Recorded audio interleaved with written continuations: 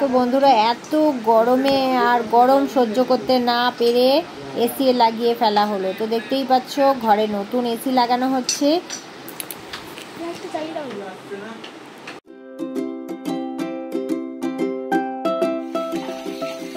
Good morning, নতুন একটা ভিডিওতে তোমাদের সবাইকে স্বাগত আর অনেক অনেক অনেক ভালোবাসা।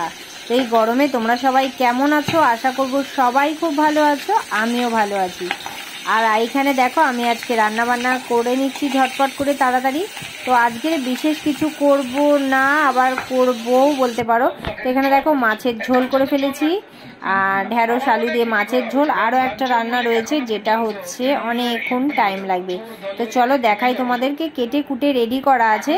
আর চিংড়ি মাছ করব, চিংড়ি মাছ দিয়ে কচু শাক, বুঝতেই পারছো। আর যেহেতু এটা লাস্টে বসাচ্ছি কারণ এটা টেনে টেনে মানে অনেকক্ষণ সময় লাগে, সেই জন্য এটা একটু লাস্টে বসালাম, আগে মাছের ঝোলটা করে নিয়েছি।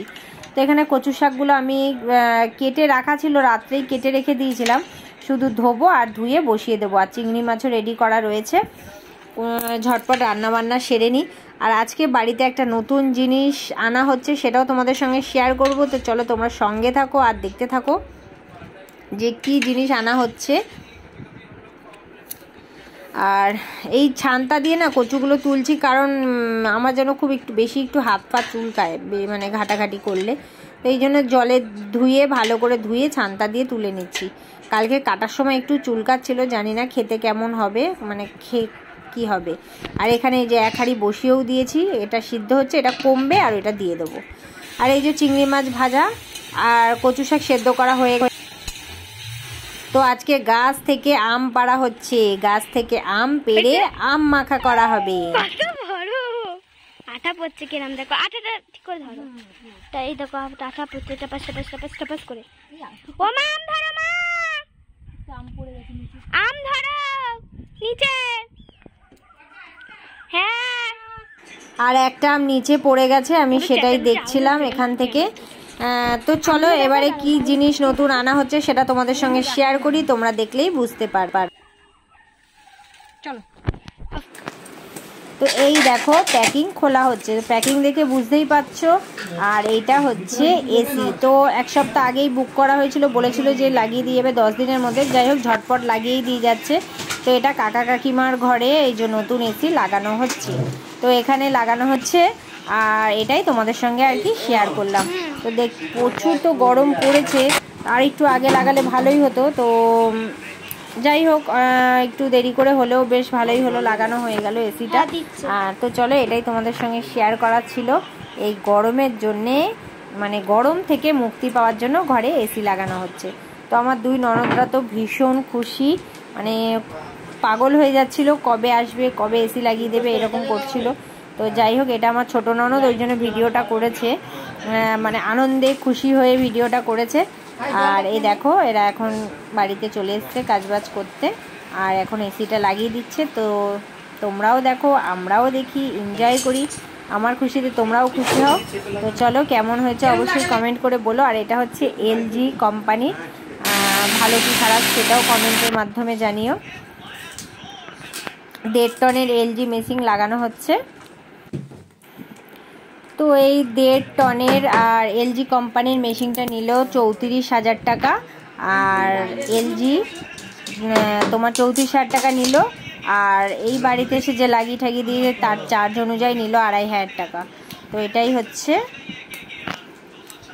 তো অনেক কোম্পানি আছে, আমাদের এটাই পছন্দ হয়েছে তাই আমরা এটাই নিয়েছি। আর এটাও খুব ভালো।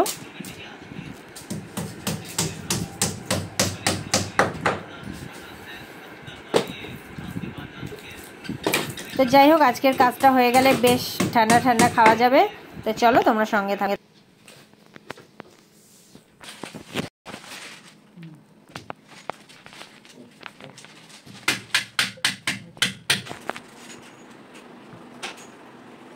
ভাবলাম সকাল সকাল লাগিয়ে যাবে, একটু ঘুমাবো দুপুরে। আরো কটা আছে এরপরে? এখন একটা আছে। আর এই দেখো কত উপরে উঠে এখন এটা বাইরের মেশিনটা লাগানো হচ্ছে।